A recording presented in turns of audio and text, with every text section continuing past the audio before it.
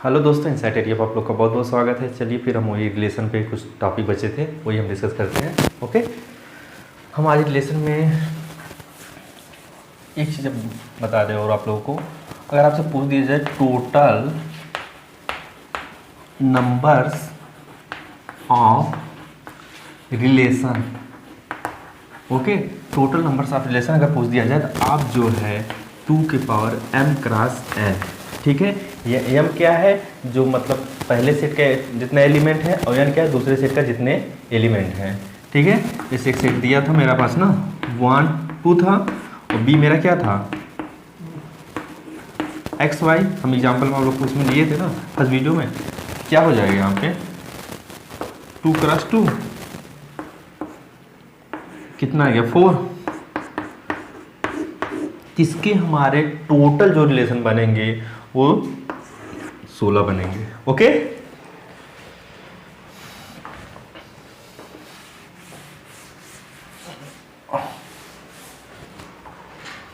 अब हम बात करते हैं रिलेशन ऑन सेट।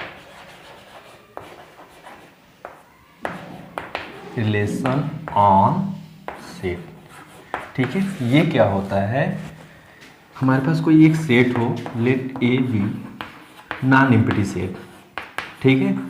मतलब उसमें कुछ एलिमेंट रहना चाहिए। Let A be non empty set, then ये है, ठीक है। देन रिलेशन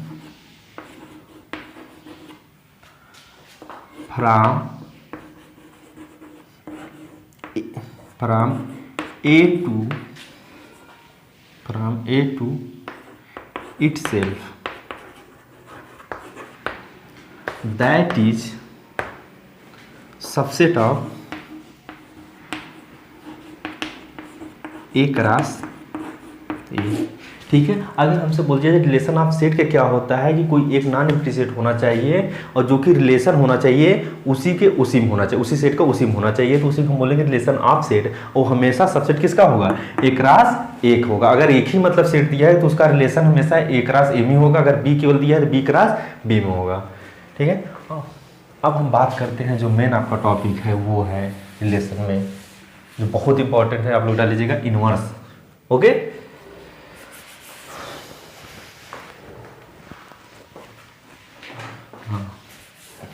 इनवर्स ऑफ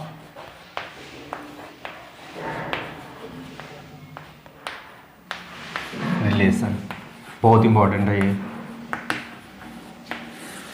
ठीक है। किसी मतलब रिलेशन का इनवर्स क्या होगा, तो चलिए हम बेसिकली बहुत ज़्यादा डिफिनीशन नहीं लिखेंगे। पहले रिलेशन क्या होता था, कोई मान लो 2 सेट दिया था, ठीक है। कोई 2 सेट दिया था और जो हमारा ए फ्रॉम ए टू बी रहता था, ठीक है। और जो रिलेशन आता था हमारा ए क्रॉस बी का सबसेट होता था, ठीक है। ये रिलेशन था। अगर हमसे पूछते हैं इनवर्स ऑफ रिलेशन, हम क्या लिखेंगे फिर, R inverse such that B कहाँ जाने लगेगा, ए में। जस्ट इसी का उल्टा हो जाएगा, वही हमारा क्या हो जाएगा, इनवर्स हो जाएगा, ठीक है। क्या हो जाएगा, बी से ए जाने, क्योंकि रिलेशन जो था केवल मेरा ए से बी जा रहा था, अब क्या हो जाएगा बी से ए जाने लगेगा। चलिए जैसे हम इसको लिख दें डिफिनीशन में, are inverse A B comma ए होगा, ठीक है। डिफिनीशन हम बहुत नहीं लिख रहे हैं। Such that A B belongs to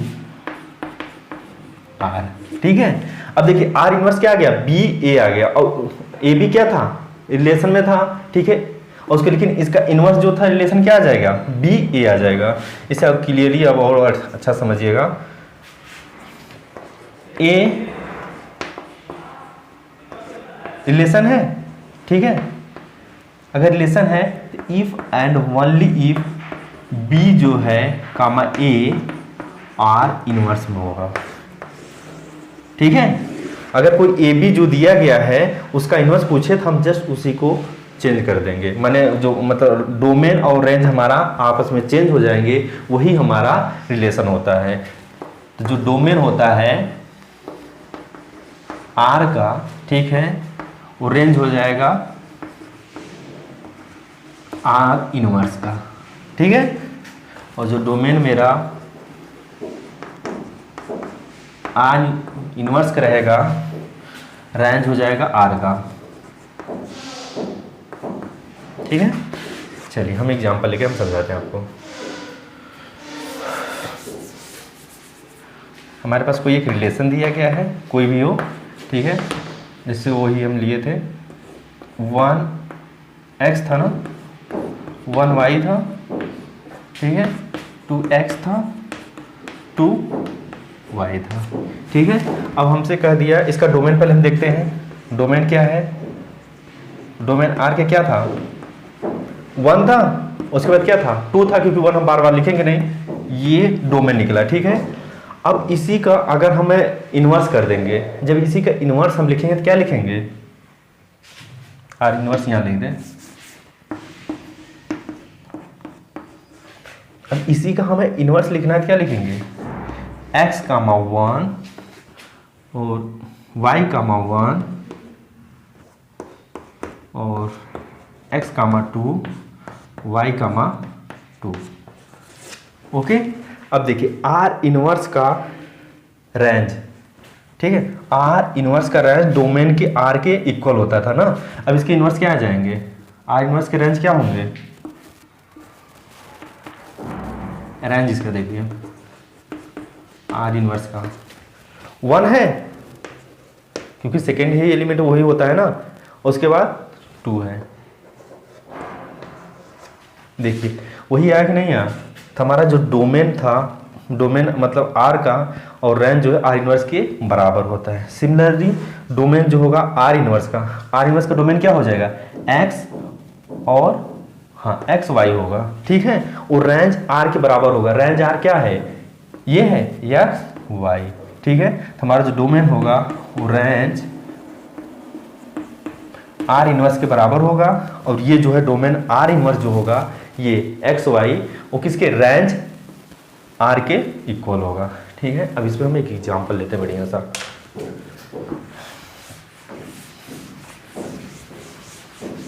बहुत इंपॉर्टेंट है, इस पे का हमेशा क्वेश्चन पूछ सकता है वो। चलिए हमारे पास क्वेश्चन दिया गया है x कामा वाई किसी रिलेशन में है। ठीक है, हम डायरेक्ट लिख दे रहे हैं, बार बार वही क्यों लिखे। एक रिलेशन दिया गया है, ठीक,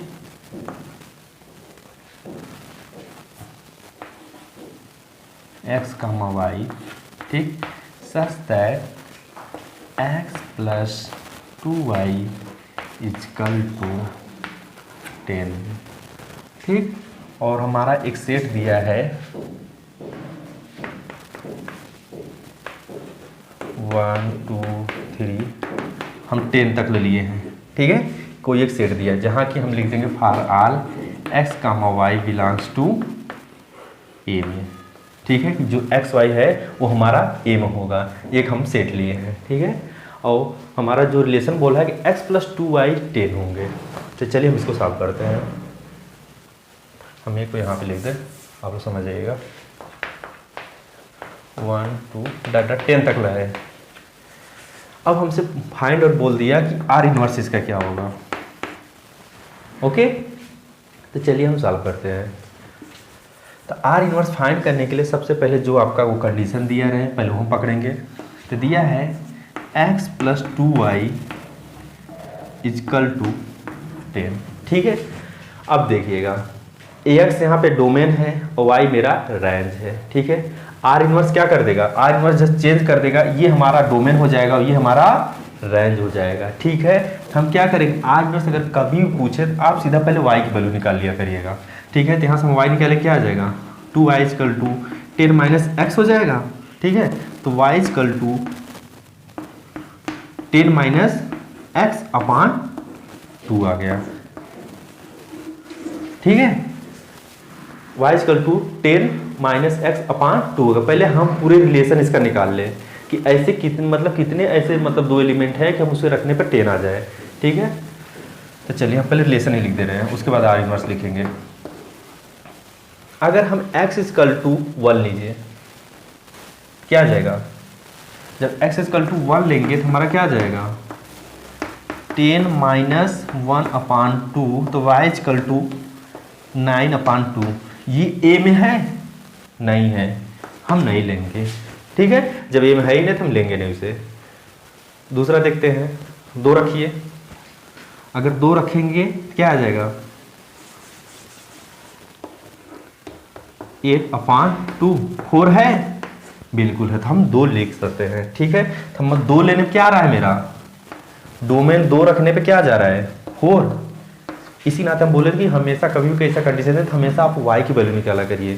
ठीक है, क्योंकि आप डिपेंडेंट इंडिपेंडेंट पढ़ेंगे, क्योंकि ये अगर आप चेंज होता रहेगा इसके रिस्पेक्ट में, तो ये चेंज अब ये से होगा ही ना। इसके नाते अब 2 रखे तो हमारा 4 आ गया, जो कि ये दोनों एलिमेंट ये किस में है? इसमें है। चलिए हम 3 चेक करते हैं। 3 होगा? 7/2 नहीं होगा, छोड़िए। 4 रखे तो कितना आ जाएगा? 6/2। 3 है? बिल्कुल है। हम 4 लिए तो क्या आ रहा है मेरा?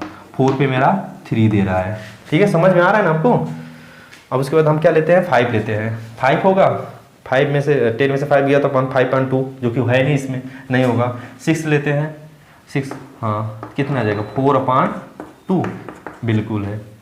तो अगर हम 6 लिए तो हमारा 2 दे रहा है। ठीक है, उसके बाद 6 के बाद 8 रखे। चलिए 8 रखते हैं। अगर हम 8 रखेंगे तो क्या आ जाएगा? 2/2 1। 8 रखने पे क्या जा रहा है? 1। और उसके बाद 10 रखे। 10 रखने पे 0/0, जो कि है ही नहीं। अब देखिए आर इनवर्स, आर केवल भाई निकालें, इनवर्स नहीं निकालें। इनवर्स जैसे इसी का उलट देंगे वही हमारा इनवर्स हो जाएगा। ठीक है, अब देखिए केवल यही जो है आपको 4 मिले जो कि इस कंडीशन को सेटिस्फाई कर रहे हैं। अब हम रख के देख लेते हैं एक बार यहाँ। अगर इसके ये रखिए 2 रखिए और वाई इक्वल टू 4 रखिए। देखिए 4 दूना 8, 2 10 हुआ। ठीक है, ये फॉलो हो रहा है।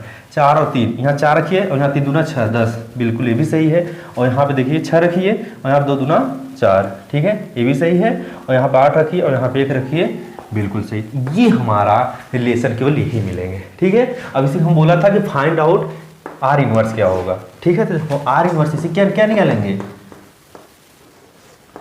4 2। ठीक है, इसी बस हम चेंज कर देना। 3 4 2 6 और 1। आपको ऐसा रिलेशन नहीं देगा वो एग्जाम में कि आप ऐसा रिलेशन दे उसका इनवर्स फट से लेके खाली हो जाइए। आपको ये देगा वो। यहाँ से पहले आप रिलेशन निकालिए, रिलेशन निकालने के बाद आप उसका इनवर्स निकालिए। अब यहाँ से आपको अगर डोमेन और रेंज पूछ दिया जाए, ठीक है, हमसे पूछ दिया इसका डोमेन क्या होगा। ठीक है, इसका डोमेन आप क्या लिखेंगे? चलिए 2 उठाए। ठीक है, 2 हुआ। 4 भी है, बिल्कुल है। 6 भी है और 8। इसके क्या हो गए? डोमेन हो गए। और रेंज क्या हो जाएंगे? 4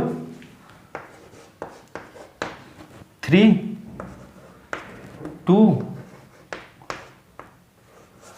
ये उसके रेंज हो गए। सिमिलरली हम डोमेन आर इनवर्स के लिख देंगे और रेंज आर इनवर्स के लिख देंगे। चलिए अब आपका इनवर्स खत्म होगा। इस पे निश्चित है आपको क्वेश्चन पूछेगा।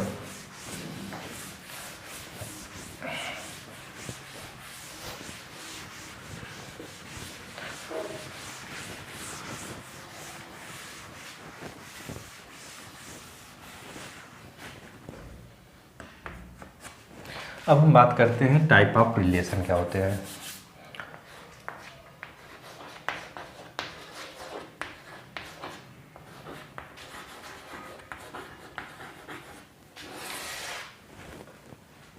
ठीक है, टाइप्स ऑफ रिलेशन क्या होते हैं। तो टाइप ऑफ रिलेशन हम पहले लेके आते हैं।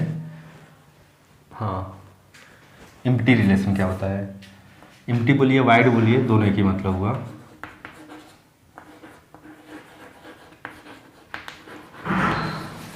आपको हम सेट जब पढ़ा रहे थे उसमें हम बताए थे वाइड सेट, नल सेट या सिंगल, अरे हाँ एम्प्टी सेट, वही चीज़ यहाँ पे है। ठीक है, ये बोलता है कि मतलब कोई ऐसा मतलब एलिमेंट जिसमें मतलब कोई ऐसा सेट हो जिसमें कोई एलिमेंट ही ना हो, ठीक है। तो कोई ऐसा रिलेशन, अब यहाँ रिलेशन में पढ़ रहे हैं, वहाँ हम सेट में पढ़ रहे थे, अब यहाँ रिलेशन पढ़ रहे हैं कि ऐसा कोई रिलेशन होना चाहिए जिसमें कि कोई भी एलिमेंट ना हो, वही मेरा वाइड सेट होगा, ठीक है। तो चलिए हम एग्जाम्पल लेते हैं, ठीक है। ये हमारा कोई एक सेट दिया है और हमारा रिलेशन दिया है ए कामा बी है, जो कि such that A minus B equal to 10, ठीक है। और ए बी हमारा जो है कहाँ पे है, ए में है।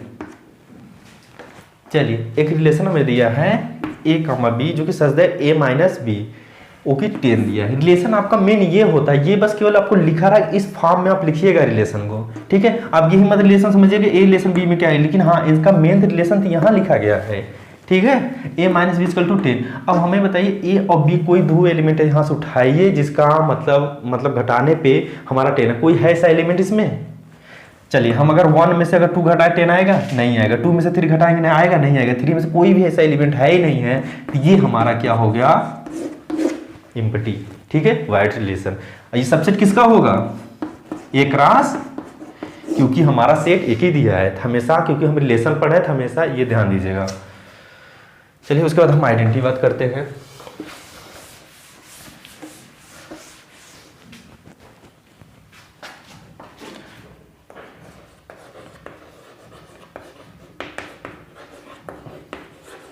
ये क्या करता है, ठीक है, हमारे पास कोई मतलब एक सेट दिया गया है, ठीक है।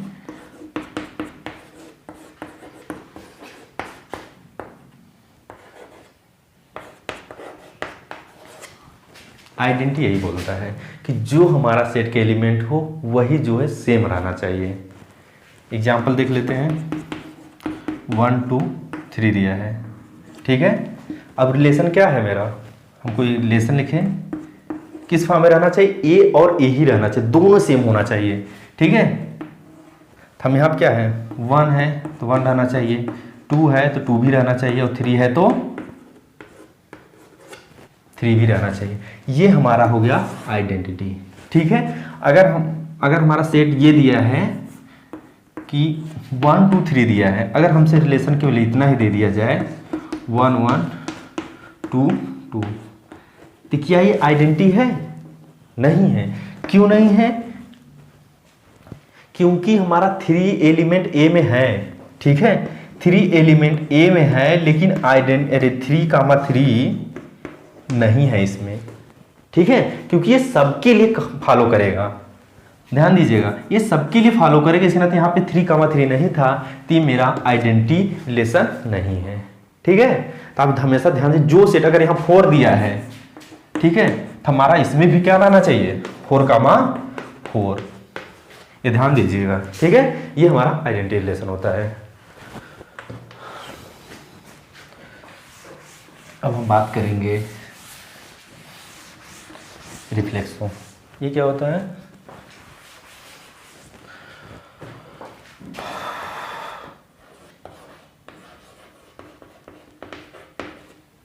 रिफ्लेक्स रिलेशन क्या होता है, चलिए लिख देते हैं थोड़ा सा इस पर।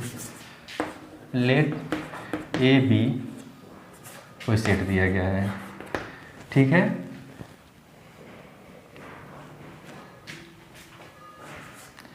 Then relation are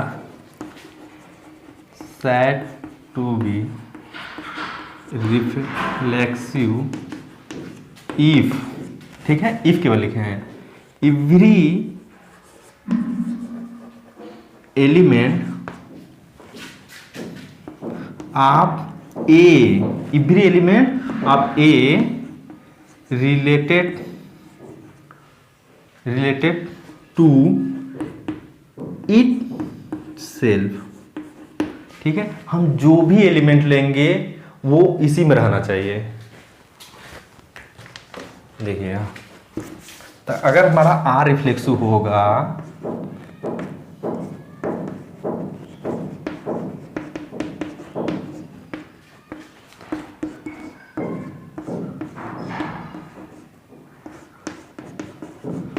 far all A belongs to किस में होगा, ए में होगा। ठीक है, ये हमारा रिफ्लेक्सिव होता है। अगर हमारा रिफ्लेक्सिव होगा तो ए कामा ए जो है रिलेशन होगा और फार आल ए जो कहाँ पे होगा, ए में होगा। ठीक है, चलिए, और ये आर रिलेशन जो होता है हमेशा जानते हैं कि सबसेट होता है, जो सेट लिया गया उसी का सबसेट होता है क्रॉस प्रोडक्ट में। हम एग्जांपल लेते हैं 1 2 3। ठीक है, अब हमारा रिफ्लेक्सिव है कि नहीं, 1 2 2 3 3 1 2 3 1। अब देखिए रिफ्लेक्सिव है कि नहीं है, तो 1 2 3 दिया था। चलिए, बोला हमारा रिफ्लेक्सिव डिफिनेशन बोला कि जो मतलब आइडेंटिटी पूरा नहीं रहता लेकिन आइडेंटिटी की जगह जैसा होता है। ठीक है, हम आइडेंटिटी और रिफ्लेक्सिव में डिफरेंस हम बता देंगे। ठीक है, हम कोई भी एलिमेंट इसमें उठाइए। ठीक है, फार आल यहाँ पे लिख दिया, फार आल ए बिलोंग्स टू ए होना चाहिए। ठीक है, 1 उठाए, 1 दिया है। ठीक है, 1 का 1 होगा, 2 भी होना चाहिए, 3 भी होना चाहिए, 4 इसमें दिया ना, 4 जरूरत नहीं है, और 1 2 इसमें हो सकता है और एक्स्ट्रा लिख दिया, तो इससे कोई दिक्कत नहीं होना चाहिए। लेकिन जो सेट का है वो होना चाहिए आपको, तो इसे हम क्या बोल देंगे, रिफ्लेक्सिव बोल देंगे। लेकिन आइडेंटिटी क्या था, केवल जो थे वही रहना चाहिए, एक्स्ट्रा कुछ भी नहीं होना चाहिए। ठीक है, तो आप यहां ध्यान दीजिएगा, हर रिफ्लेक्सिव जो होगा हमेशा जो है, हाँ नहीं सॉरी, आइडेंटिटी यहाँ लिख दें। कोई भी रिफ्लेक्सिव वो जरूरी नहीं है कि आइडेंटिटी हो, नॉट नेसेसरी आइडेंटिटी, लेकिन कोई भी आइडेंटिटी हो, ठीक है, वो हमेशा क्या होगा, रिफ्लेक्सिव होगा, हमेशा होगा। ठीक है, क्योंकि हमारा रिफ्लेक्सिव में ये इसके अलावा भी एक्स्ट्रा एलिमेंट और एक्स्ट्रा ऑर्डर पेयर हम लिख सकते हैं, इससे कोई दिक्कत है रिलेशन के। लेकिन आइडेंटिटी बोलता है कि ऐसा कुछ नहीं, ऐसा हमारे में नहीं होगा। ठीक है, क्योंकि जो मतलब यहाँ सेट के लिए में टोटल केवल वही रहना चाहिए और उसमें एक्स्ट्रा कुछ भी नहीं होना चाहिए, तो इसे हम बोलेंगे आइडेंटिटी और ये मेरा रिफ्लेक्सिव। इन दोनों का डिफरेंस आप जान लीजिएगा, क्योंकि कभी कभी ये भी कंफ्यूज करा देता है। अब हम बात करते हैं सिमेट्रिक।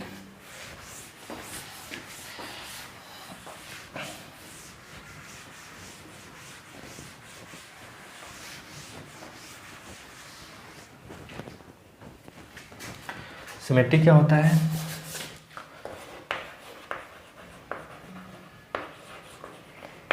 Symmetric relation. चलिए, लेट ए बी कोई सेट है, ठीक है, देन तब कोई रिलेशन मेरा जो है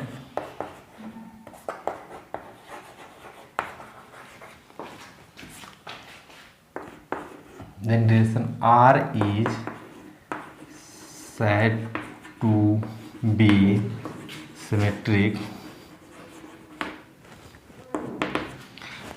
if and only if। ठीक है, अगर कोई सेट दिया गया है, उसका कोई रिलेशन है, वो सिमेट्रिक तभी होगा जब A, B अगर रिलेशन में है तो हमारा B, A भी उसी में रहना चाहिए। फॉर ऑल ए बी कहाँ पे होना चाहिए, ए में होना चाहिए। ठीक है, सिमेट्रिक यही बोलता है कि ए जो है बी अगर रिलेशन में उस रिलेशन में है तो हमारा बी भी ए उस रिलेशन में होना चाहिए, तभी हम बोलेंगे सिमेट्रिक, नहीं तो नहीं बोलेंगे। चलिए एग्जांपल हम दिखाते हैं। एग्जांपल हम ले लिए कि चलिए एक्स वाई जो है रिलेशन है कोई, ठीक है, और बोला है कि एक्स जो है परपेंडिकुलर वाई, परपेंडिकुलर के सिंपल यही आप लिखते हैं ना। चलिए एक्स परपेंडिकुलर वाई, तो हमारे पास कोऑर्डिनेट में जाइए। चलिए ये एक्स हो गया, ये वाई हो गया। अब ये सिमेट्रिक है कि नहीं देखेंगे। चलिए अब सिमेट्रिक के लिए क्या बोलता था, अगर एक्स वाई के परपेंडिकुलर है, ठीक है, तो y भी क्या होना चाहिए, फिर y भी a के परपेंडिकुलर, y भी x के परपेंडिकुलर होना चाहिए, तभी हमारा सिमेट्रिक होगा। ये अगर इसके परपेंडिकुलर है तो ये भी इसके परपेंडिकुलर होना चाहिए, तभी हमारा सिमेट्रिक होगा, नहीं तो नहीं होगा। चलिए तो यहाँ x जो हमारा इसके y के परपेंडिकुलर है, बिल्कुल है, ठीक है, तो y भी x के परपेंडिकुलर है कि नहीं। अगर आप फिगर ऐसा चेंज कर दे तो है कि नहीं, ये y हो गया, ये x हो गया, है ना। तो ये क्या होगा, मेरा ये सिमेट्रिक हो गया। ठीक है कि x परपेंडिकुलर y के भी हो सकता है, चाहे y परपेंडिकुलर x बोलिए, दोनों का सेम मतलब है। तो ये हमारा सिमेट्रिक हो गया। और एक चीज़ और देख लीजिएगा, फिलहाल इंपॉर्टेंट नहीं है, बता दे रहे हैं। एंटी सिमेट्रिक क्या होता है? एंटी सिमेट्रिक क्या होता है? सेम यही प्रोसेस होता है। हाँ, यहाँ पे थोड़ा सा चेंज कर दे रहे हैं बस। ठीक है, अगर A बिलोंग्स टू R है एंड B बिलोंग्स टू भी R है, ठीक है, तो इम्प्लाइज दैट A जो है B के इक्वल होना चाहिए for all A comma B belongs to A होना चाहिए। बस खाली यहाँ पे ये दोनों एलिमेंट इक्वल हो जाना चाहिए। अगर A B के रिलेशन में है और B A के रिलेशन में है तो A इक्वल टू B होना चाहिए, उसके अलावा कुछ नहीं होगा। ठीक है, एंटीसिमेट्रिक जो बहुत इंपॉर्टेंट नहीं है, बस मैं आपको बेसिकली आप नोट कर लीजिए कहीं। ठीक है, ये जरूरी नहीं है आपको। अब हम बात करेंगे ट्रांजिटिव।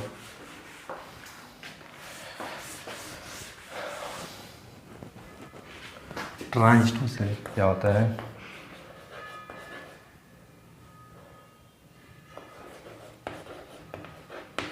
ठीक है, ट्रांजिटिव रिलेशन क्या होता है? ट्रांजिटिव रिलेशन सेम वही होता है, लेट भी कोई रिलेशन होता है, रिलेशन ट्रांजिटिव रिलेशन तभी बोलेंगे, यहाँ पे लिख दीजिए। ठीक है, ट्रांजिटिव रिलेशन तभी बोलेंगे जब हमारा अगर A कामा B रिलेशन में है एंड B कामा कोई रिलेशन में है। ठीक है, A कामा B रिलेशन कोई में है और B कामा C रिलेशन कोई है, तो हमारा जो implies that A comma C के कोई रिलेशन में होना चाहिए, जो कि for all A B C कहाँ पे होना चाहिए? उस सेट के अंदर होना चाहिए। वो हमेशा इंपॉर्टेंट रहेगा कि ठीक है, अगर ये आप नहीं लिखेंगे, मतलब यहाँ तो BHU के इंटरेस्ट में कोई बात नहीं है कि आपको एग्जाम कर लेंगे, लेकिन आप एकेडमी जब पढ़ने लगेंगे तो ये सब बहुत इंपॉर्टेंट होते हैं कि आपके एलिमेंट है कहाँ के। ठीक है, और खास करके BHU में तो बहुत ज़्यादा मायने रखता है ये सब चीज़ें। अगर आप नहीं लिखेंगे तो आपको पूरा काट देंगे वो, आपका एलिमेंट ही कहाँ का था। चलिए, हमारा ट्रांजिटिव जो बोलता है कि अगर मतलब कि ये कोई दिया है कि A बिलोंग्स टू R है एंड B बिलोंग्स B अगर C है, तो हमारा जो है A, ठीक है, A C के बीच में भी रिलेशन होना चाहिए, तभी हम ट्रांजिटिव बोलेंगे। चलिए एग्जाम्पल लेते हैं। जैसे एग्जाम्पल हम लेते हैं कि हमारे पास बहुत सारी स्ट्रेट लाइन है, ठीक, पैरेलल। चलिए मान लीजिए मेरा A है, ये मेरा B है, ये मेरा C है, तीन है, बहुत जरूरी नहीं है। कोई एक प्लेन है, वो प्लेन में इस टाइप के दिए, और ये हमारा एक बड़ा सा सेट है। ठीक है, एक सेट है बड़ा सा, जिसकी एक मतलब सेट है जो कि प्लेन है, उसमें बहुत सारी स्ट्रेट लाइनें हैं। ठीक है, तो हम यहाँ तीन ले रहे हैं ABC। अब देखिए A जो है पैरेलल B के है कि नहीं है? A पैरेलल B के है और B जो है पैरेलल C के। दोनों कंडीशन फॉलो हो रहा है नहीं? A B belongs to relation में होना चाहिए और B भी C के पैरेलल है। ठीक है, तो क्या A और C पैरेलल होगा? बिल्कुल होगा। इसे हम हटा के यहां लिख सकते हैं ना, तो इन दोनों बीच पैरेलल है कि नहीं है? बिल्कुल होंगे। तो ये हमारा क्या होगा? ट्रांजिटिव रिलेशन हो गया। ओके, और हम एग्जाम्पल और सारे लेकर आएंगे, लेकिन फिलहाल इतना बहुत है यहाँ तक। अब ये एक मेन हेडिंग आप लोग नोट कर लीजिएगा।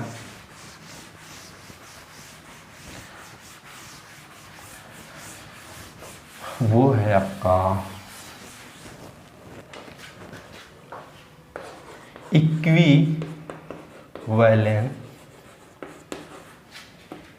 रिलेशन। ठीक है, इक्विवेलेंस रिलेशन क्या होता है? इक्विवेलेंस रिलेशन ये बोलता है कि हमारा वो रिलेशन जो कि रिफ्लेक्सिव हो, दूसरा सिमेट्रिक हो, तीसरा ट्रांजिटिव हो।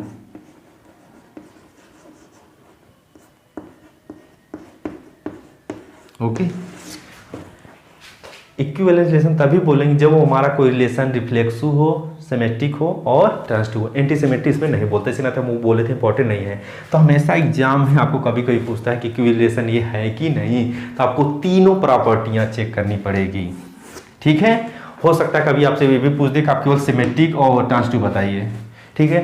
कभी ये पूछता कभी ये पूछता, लेकिन ये हमेशा एग्जाम में पूछा जाता है। आप ये लोग मेन रिलेशन का मेन यही था, ठीक है।